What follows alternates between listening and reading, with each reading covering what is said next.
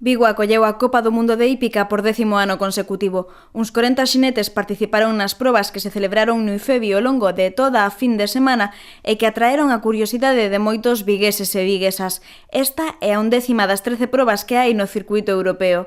6 dos 10 mellores xinetes do mundo acudiron á cita e a representación galega veu da man de Francisco Añón, Marta Ortega e o vigués Carlos Domínguez.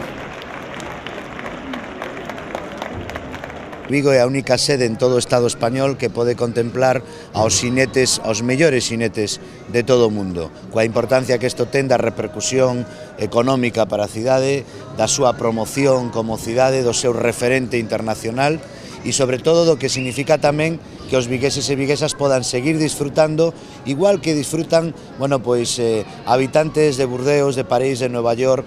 En definitiva, é todo un luxo poder seguir ano tras ano tendo esta gran competición. Ademais das tradicionais apostas, os máis pequenos poden participar no bautismo hípico.